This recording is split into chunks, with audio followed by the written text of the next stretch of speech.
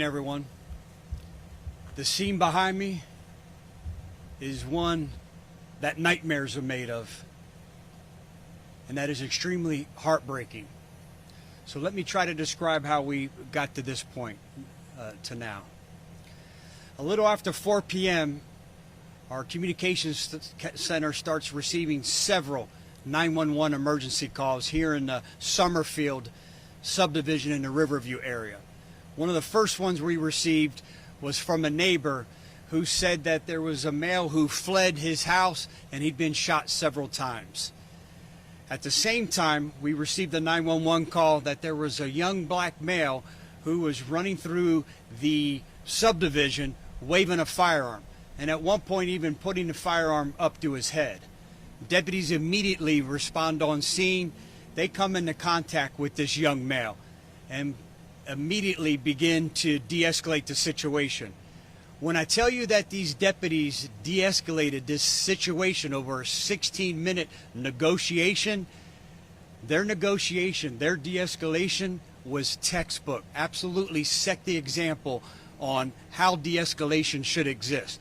They were calm, they were collective, there was no yelling, and they established a rapport with with this young male who at least 6 times continued to put the firearm to his head, threatening to commit suicide. Now, when he put the firearm to his head, at the same time as he changed his mind, he would lower the firearm. You see what I just did there as he's pointing the firearm. When I talk about these deputies and the extreme restraint that they used, they had the intuition to know that this young male wasn't trying to threaten them with the firearm or trying to shoot them. He was simply threatening suicide. So they continued to slow things down. At one point, they become successful. He places the firearm on the ground.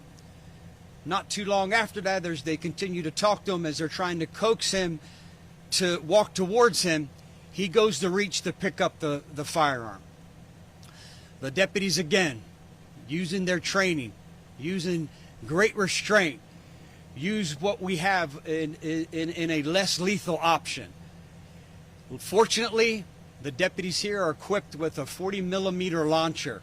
It's a less lethal tool. What it's meant to do is gain compliance once they feel pain that's caused from this projectile.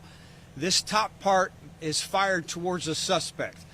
At over 40 yards, our deputy fires this projectile towards this young man, trying to gain compliance as he's reaching towards the ground.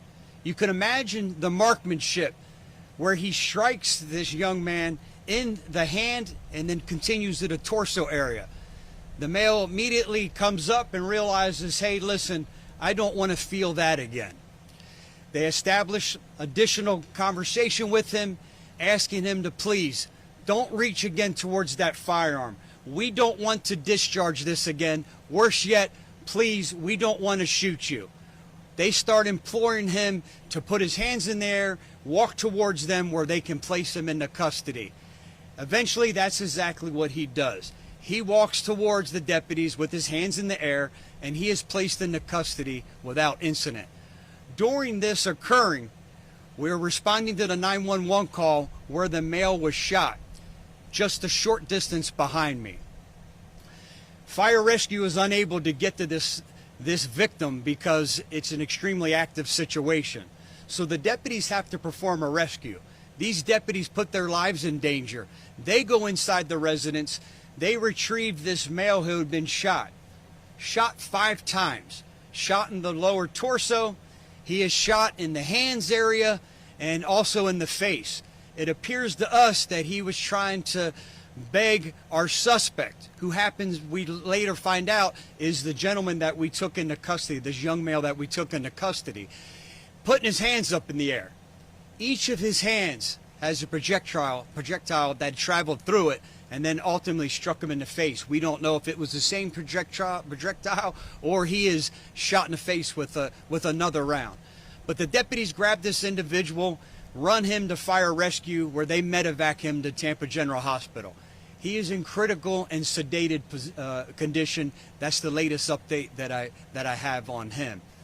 Now, as the deputies are responding to this 911 call of an individual who's been shot, just a couple residents over, they realize that there's a female laying lifeless in the driveway just outside the garage area. They run to her to try to attempt and render aid, but quickly realize she had already succumbed to a gunshot wound. Now, while all of this is occurring, we come into contact with another family member in this residence. There's a brother who tells us that he hears his mother and her boyfriend arguing. He then hears several gunshots. He leaves his bedroom to see what's occurring, and he sees his brother shoot his mom. Once, maybe twice. The brother then, our suspect, then turns the firearm to his older brother, where the older brother, as you could imagine, fearing for his life, flees the residence. What we believe occurred is after he shot and killed his mom, he had already shot the boyfriend. He was then running through the neighborhood in pursuit to try to finish the job of the mother's boyfriend. This family's lives have been changed forever. They lost a mother. This mother's life is over. And when I tell you that this is one of nightmares, this is heartbreaking. Our suspect is only 14 years of age. This 14-year-old young boy's life is over too. He will never see the outside of a detention facility. I want to take just a moment to make a plea. For anyone out there that believes that they're a victim of domestic violence, for anyone out there that believes that they're facing a potential domestic violence, we have an absolute phenomenal resource here in the Tampa Bay area. The Spring of Tampa Bay will help you in every way imaginable. All you have to have is the courage to pick up the phone and say that violence will no longer occur to me or my family. I encourage anybody, please, if you believe you're a victim or the potential is there, make that phone call.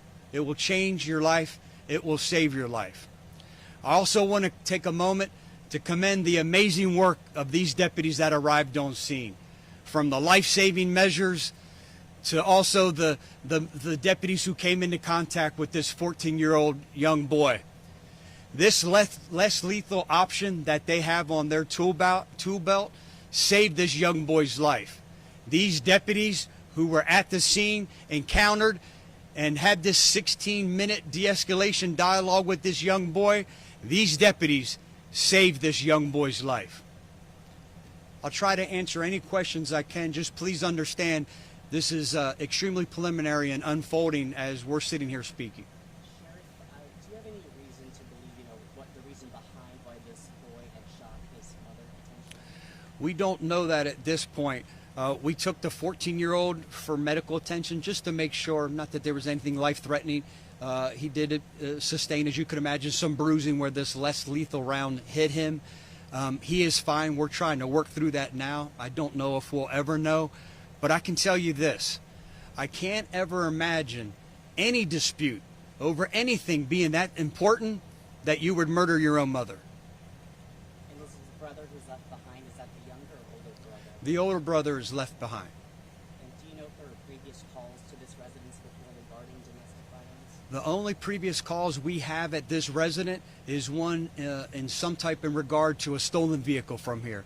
Nothing other than that. The 14-year-old boy have any criminal background history by any chance? Our 14-year-old suspect has no criminal history. As far as when it comes to this projectile, how many rounds is it shooting? Can I just take a look at it one more time? Yeah, and when I go back to the 14-year-old boy, this is family violence at its worst. The projectile, yes, is a 40-millimeter projectile. We used to just deploy it and purchase it for our specialty teams. Now we deploy it, and every year we purchase more of these less lethal options, whether it's a taser, whether it's this less lethal launcher that launches this round, our bolo wrap, the shields. We continue to purchase more and more of these less lethal options for our deputies. This makes us much more productive.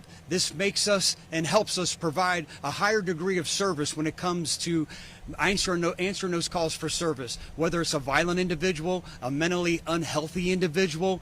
It's such an important tool and resource to have any of these less lethal options versus before the only option they would have is to go and right to deadly force. And tonight it proved itself invaluable. Sheriff, was it just the mother, her boyfriend, and the 2 children who live in that home? Don't know that yet. We know it's at least the older brother, our suspect, the 14-year-old brother, the boyfriend, and the mom at this time. Not sure. We know there's other members of this family. Not sure who all lives in the residence. At this time, we're waiting on a search warrant. Once we have a search warrant, then we'll go in and continue to piece more of the piece of this puzzle together to find out exactly what occurred here today. Last question. The older brother, was it harmed physically at all in this? Great question. No, and I apologize for not mentioning it. The brother certainly has a lot of emotional harm, but no physical harm this evening. He was not harmed in any way. Quick question, sir. For the neighbors, we see that they are here, and you say that it's a nightmare for all the people here. What can you say to the neighbors about this and to be calm? You can imagine as this is unfolding how traumatizing this is for this neighborhood here in Riverview. You can also imagine how traumatizing this was for all the deputies who responded here this evening as well. Thank you, everyone. Please be safe.